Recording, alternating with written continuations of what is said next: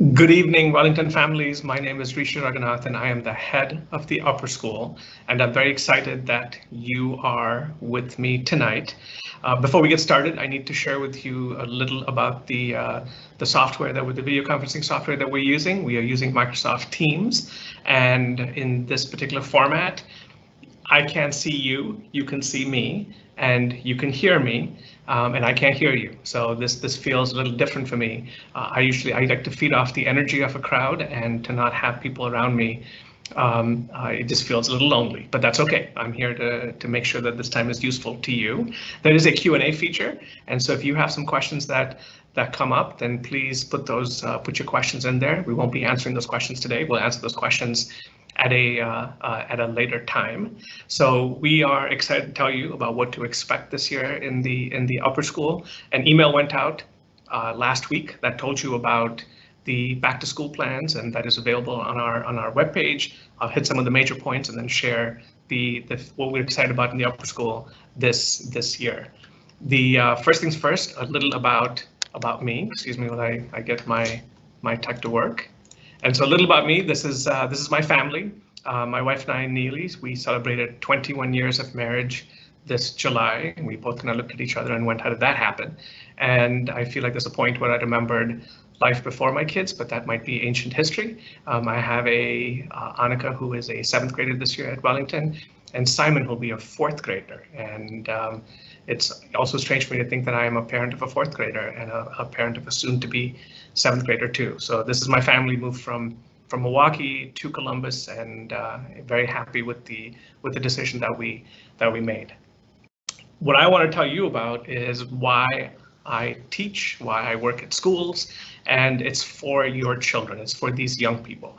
It's to give these young people the best academic experience that they can have, to love them, and to also to have high standards and to push them to be their best. And this is a picture of our most recent graduates, and it was a beautiful ceremony to be outside, to be with them, to help them culminate what was a difficult COVID year, and they came through. They told me that they don't want to hear me tell them that how much how resilient and tough they were, but the truth is they were resilient and tough, and they were role models. A year ago, I remembered how nervous we were about coming back to schools, and these seniors definitely led the way. They modeled the behavior that we wanted for us to have a successful academic school year.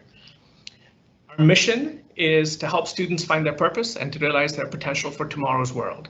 And I'm always cognizant of the fact that we are preparing students for the world that they are going to live in, and not the world that I grew up in. And that's what gives me, my edge, my passion, my drive to help kids find that purpose in their world and to set them up to be more successful than we are. Our values ask our students to be curious, to be authentic, to be themselves, to be ambitious, to be empathetic, and to be responsible. And there are many ways of doing this and having this conversation, but as you can see, I'm always driven by our values and our mission. I'd like to start with some COVID-19 protocols, and just to remind you of what you can expect this year. And we will be masked indoors, and so you can expect students to be masked indoors, and we will have hand washing stations. Students know where the bathrooms are. We will have hand sanitizer available in addition to that. Last year, we learned that wearing masks was by far one of the most powerful things that we could do on campus. And so we know that our students are comfortable wearing masks. They know how to engage each other and operate in schools wearing masks. They have pandemic experience. Distance will be 3 feet of distance will be guaranteed in the dining room, because those will be the time when a student will take off their mask to eat. And so we will guarantee 3 feet of distance in the dining room. Outside of the dining room, we will be very vigilant and require mask wearing indoors at all times. And so when students take a snack or they drink a sip of water, students know that they take a snack, drink water, and put the mask back up.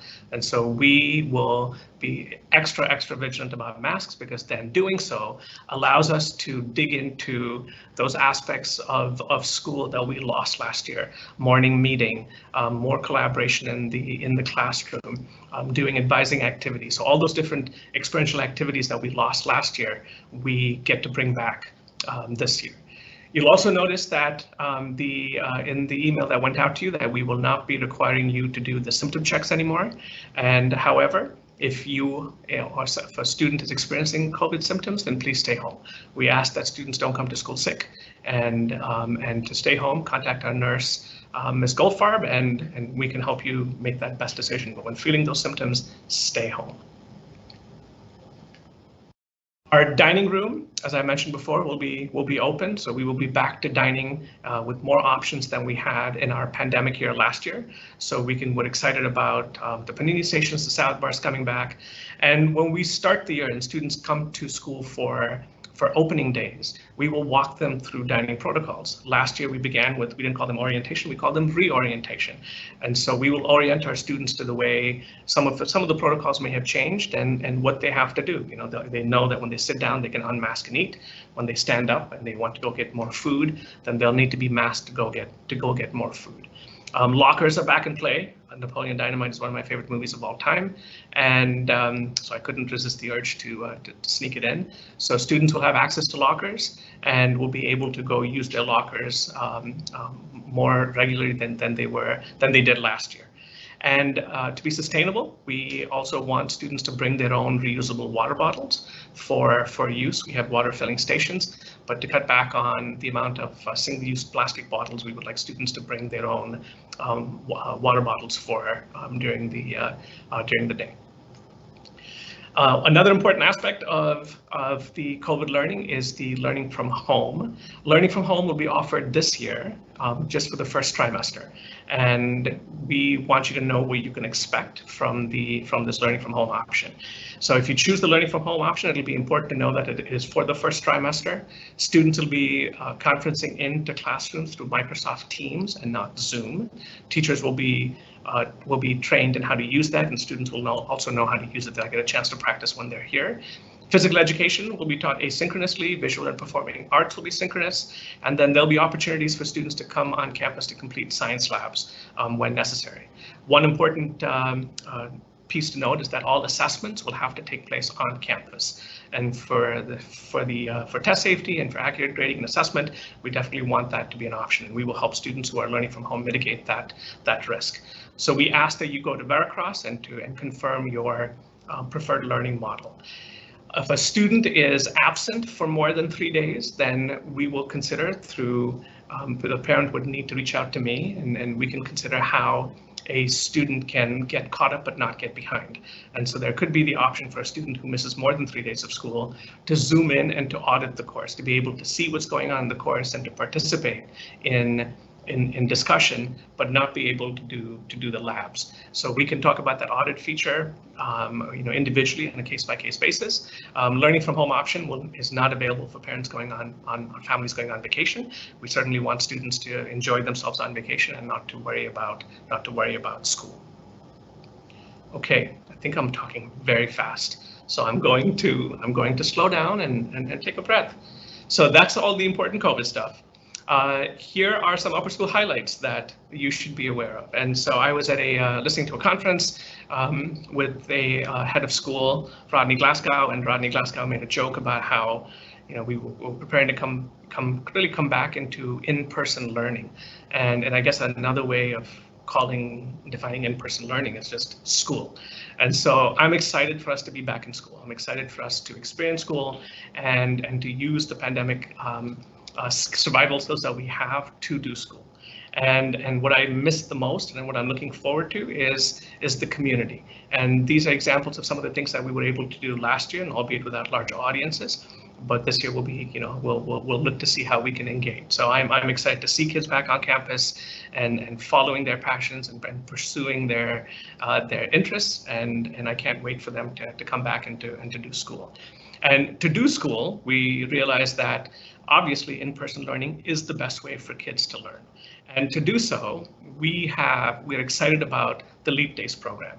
And the Leap Day is quite different from last year, has a lot more structure to it and is designed to help the academic experience. So what you can see as I'm talking to you here is that I have my notes in front of me and I have a large whiteboard with more notes. So if you see me look away, it's I am looking at my notes. So please don't mind me as I do that. And so what I want to tell you about Leap Days is that it really is an opportunity for our students to develop skills, and these skills will improve the academic program. So starting from 9th grade, 10th grade, 11th grade, and 12th grade, there is an experience there that helps our students improve their help with their academic experience, the challenge, the rigor, the support, whatever it is that they need at that point in their high school experience. Leap Days will be able to provide that experience. And so here is our schedule. So this is the AB schedule. Many of you have seen this before. And for those of you who are new to Wellington, this is our rotation. We begin every morning at 8:30. So students will begin with morning meeting. In morning meeting, we will have students be masked. We will be closer than 3 feet. But we will be masked, and we will run through morning meeting and set the agenda and set the tone and set the feeling that the community needs for the day. So I'm a big fan to bring morning meeting back for this year. Our periods are 80 minutes. These are by design, by research, by intention. This gives students the best academic experience, chances to get the content, but also to work on the skills that allow them to demonstrate mastery and understanding of that content. There are 10-minute breaks between classes, and you'll notice that during those 10-minute breaks, there are several breaks that student council members, the snack cart will be back and will provide snacks going into lunch. Lunch is an hour-long lunch. We will bring clubs back to meet the second half of lunch and also on Leap Day. So we're excited to have clubs back and being more active during the day. And then we end with the last period. This is our Leap Day schedule, and you can see this is designed for differentiation, for support, and for challenge. Leap Days is structured. So students are expected to be on campus for Leap Days. Students are expected to participate in these activities that we have designed for Leap Days. So I will run through what you can expect on our Leap Day schedule. We will begin Leap Days. So if this is a 5-day week, and if it's a 5-day week with a Wednesday, then we definitely will have Leap Day on there. So we begin with a morning meeting, and then we break into the first period of Leap Day. And depending on your grade level, you're doing something different.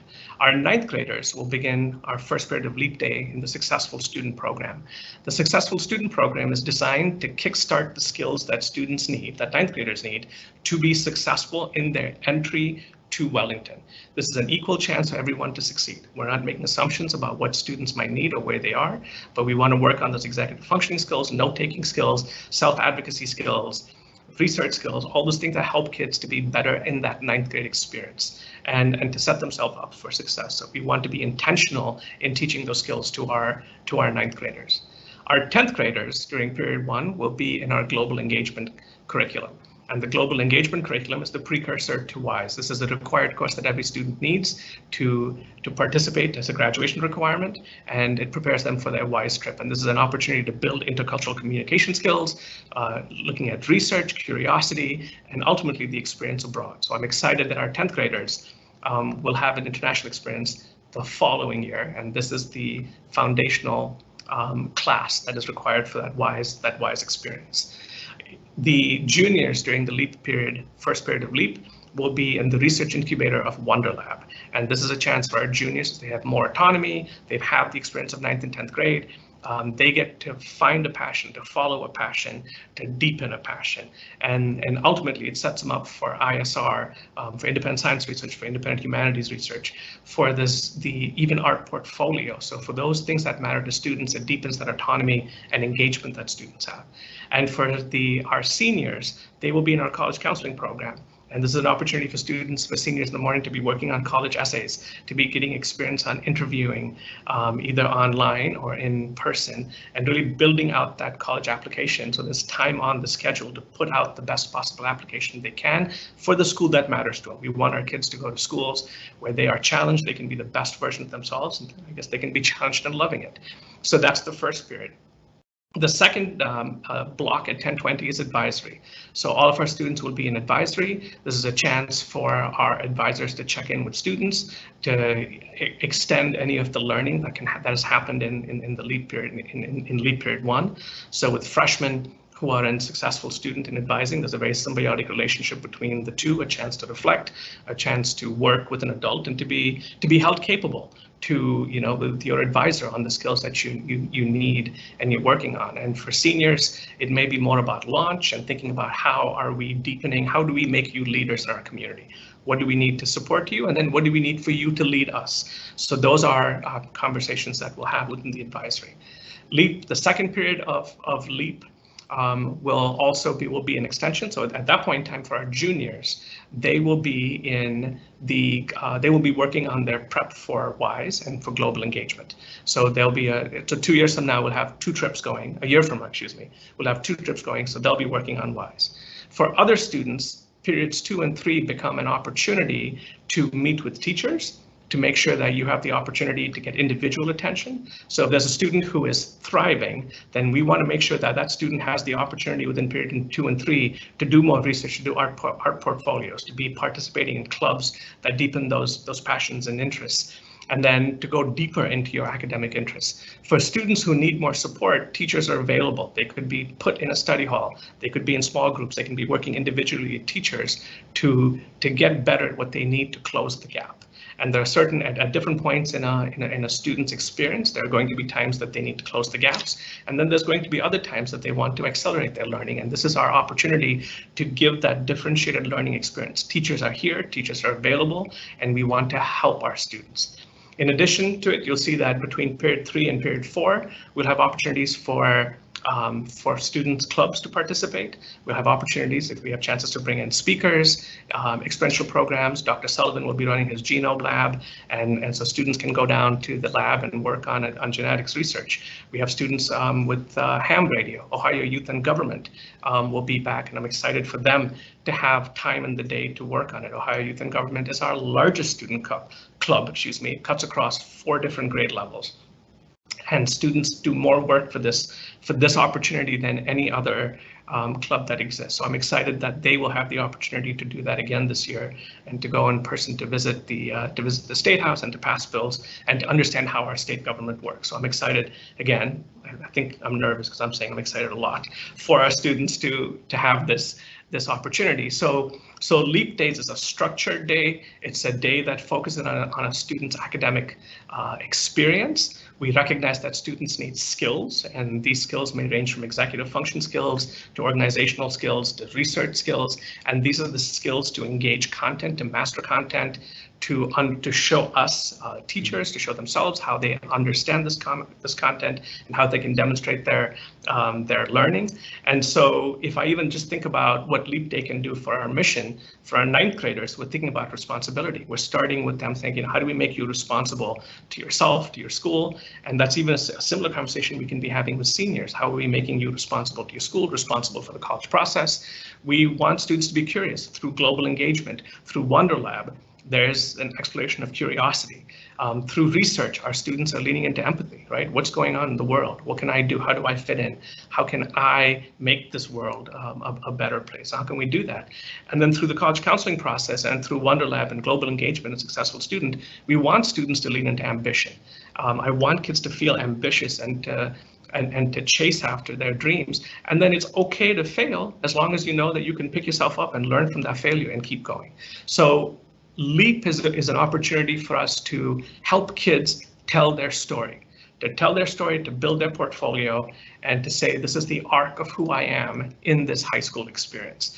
And it's innovative, it's bold, and I have full confidence that we will be able to support your children in this amazing journey that they'll have in high school. So this concludes my presentation. And I'm going to thank Lola here for the fist bump. And this was right at graduation, so it evokes an emotion in me of just accomplishment. So I hope that the next time I see somebody, I'll see you soon. But graduation to me is the highest honor that we can bestow. The diploma is the highest honor that we can bestow upon our students. And then this is going to be a good year. It's going to be a difficult year. It's going to be a challenging year. It's going to be a fun year. It's going to be everything. And I look forward to supporting your kids, you, in this this journey at Wellington. Okay, I'm going to breathe, shake it off. Okay, I'm done shaking it off. People submitted questions prior to the start of this, and I can actually answer some of those questions. If you are putting questions right now, I apologize, I can't see them, but you will get a response from me on those. Excuse me, on those on the questions that you put in. And so the questions in no specific order as I receive them. So I'm going to stop presenting so I can take a peek at the questions. So pardon me as I navigate tech. Oh look, there I am.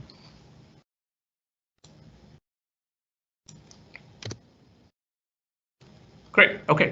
So the first question that we were asked was just about how many families were new to Wellington last year, and how many are new to Wellington this year, and what can be, and what might we be doing and thinking about making them feeling more included. So last year we had 13 new families to Wellington, and this year we have 15 new families.